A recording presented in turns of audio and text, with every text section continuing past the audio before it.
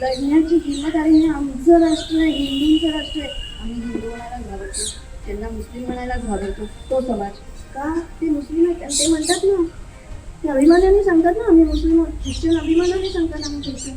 आम्हीच नाही जाते त्यांना. आणि कोण ते? देश आपला आहे, हिंदूंचा आहे. हिंदू राष्ट्र नुसतं म्हणून नाही, जोपर्यंत हिंदू उभे राहतील. आणि तेजस्वी होती ही माणसं, ती लढली म्हणून तुम्ही तुमचं हिंदू राष्ट्र टिकलं. आणि ते सैनिकीकरणाचं मी जे सांगत होते की ज्यावेळेला सावरकरांनी सैनिकीकरणाचा पुरस्कार केला, आपल्या देशाची फाळणी ही धर्माच्या आधारावर झाली. मुस्लिम तिकडे गेले, सगळे गेले नाही, पण मुस्लिम पलटणी त्यावेळेला तिकडे गेल्या. त्यावेळेला मुस्लिम ब्रिटिश सैन्यामध्ये सावरकरांच्या सैनिकीकरणाच्या पुरस्कारामध्ये मुस्लिमांची संख्या 30 ते 35% झाली होती. मत द्यायचं, मतदानाला जायलाच पाहिजे. ठीक आहे, मला माहीत असतं, मला हा नाही आहे, मला मान्यच नाही हा माणूस. पण तुमचं हिंदुत्ववादी सरकार टिकलं तर तुम्हाला थोडे दिवस असतील. काँग्रेसची सत्ता आली तर तुमचे काही शेवटचे श्वास आहेत, पुढे लक्षात घ्या.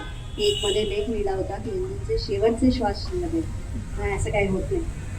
होणार आहे ते काही दिवसांमध्ये. की तुमच्या आसपास काही घडतंय तर प्रतिकार करा. ठीक आहे, अगदी माझ्याही समोर आलं तरी त्या लढू होते ना, पण माझ्या हातात जे काय ते मी फेकून तर मारू शकतो. एवढं तर आपण करू शकतो. पण त्याच्यासाठी धाडस हवं, त्याच्यासाठी साहस हवं, त्याच्यासाठी हिंमत हवी. त्यामुळे आपण जेव्हा शिवाजी महाराज, संभाजी महाराज हे नावं घेतो ना, तेव्हा आपण त्यांचे काही गुण, त्यांच्यासारखे आपण होऊच शकत नाही. शिवाजी महाराज हे सगळी माणसं एक एकदा होतात, त्यांच्यासारखे आपण होऊच शकत नाही, पण त्यांचे काही गुण तर आपण घेऊ शकतो. घोड़ों की मार से भी राग क्यों सुनाई पड़े, बहता रहूं मेरा आज ये कहानी कहे, रहे अपराए वतन हम रहे या ना रहे, ओ माँ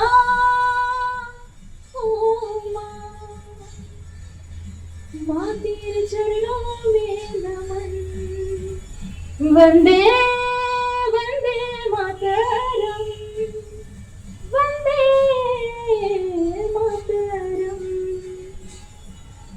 मिट्टी से मिलके भी बार बार आना यही इतना है प्यारा ये वतन, मैं तेरे नाम पे लिखते लिखते हो जाऊंगा खत्म,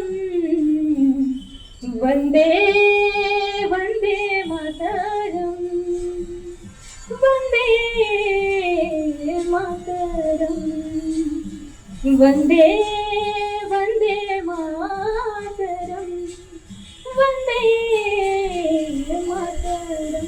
नमस्कार, माझं नाव विश्वेश पुराणिक. आम्ही राज्याभिषेक समारोह संस्था ठाणे यांच्यातर्फे आज एक हेरिटेज वॉक ऑर्गनाईज केलं, त्याबद्दल आम्ही इकडे आलो. तर बेसिकली राज्याभिषेक समारोह संस्था ही गेली 36 वर्ष जो राजांचा राज्याभिषेक शिवाजी महाराजांचा होतो ज्येष्ठ शुद्ध त्रयोदशी हिंदू साम्राज्यातील, तर ह्याला ठाण्यातले जे युवक युवती आहेत, महाविद्यालयीन तरुण तरुणी, ह्यांना तिथे राज्याभिषेकाला घेऊन जाणं, त्यांना शिवाजी महाराजांच्या सगळ्या चरित्राची ओळख करून देण्याचं काम राज्याभिषेक समारोह संस्था करते. तसेच गेले आपले 13 वर्ष दुर्ग बांधणी स्पर्धा ही आता सध्या एक आपल्याकडची प्रतिकृती, दुर्ग प्रतिकृती बांधण्याचा एक लोप पावत चालले. तर त्यासाठी आपण गेली 13 वर्ष आपण आधी आपण ठाणे विभाग स्तरावरती आणि आता आपण राज्य स्तरावरती आपण स्पर्धा आयोजित करतो, ज्याच्यामध्ये पूर्ण भारतातनं बाहेरतनं आणि महाराष्ट्रातनं असे 200 किल्ले आपल्याकडे येतात.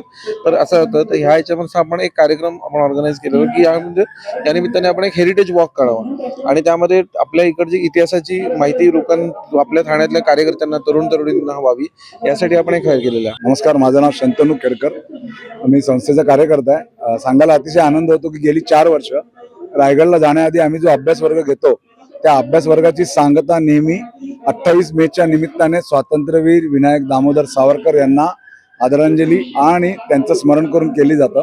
यावर्षी संस्थेच्या कार्यकर्त्यांनी ठरवलं की आपण प्रत्यक्ष स्मारकाला भेट देऊ, सावरकरांची जी वचनं आहेत किंवा सावरकरांच्या चरित्राचं स्मरण आहे ते करू, आणि जो नवीन पिक्चर आला होता त्यातलं एक सामूहिक गीत आहे ते वंदे मातरमने आपण त्यांना मानवंदना देऊ, या दृष्टीने आम्ही निघालो. आज आम्ही छत्रपती शिवाजी महाराज म्युझियम बघितलं, तिथे छत्रपती शिवाजी महाराज चरित्र दर्शन, शस्त्र प्रदर्शन बघितली, आणि ज्या सावरकरांनी हिंदू नृसिंह आरती लिहिली किंवा जयदेव जयदेव जय शिवराय आरती लिहिली त्यांचं दर्शन घेण्यासाठी आम्ही आज स्मारकात आलेलो आहोत.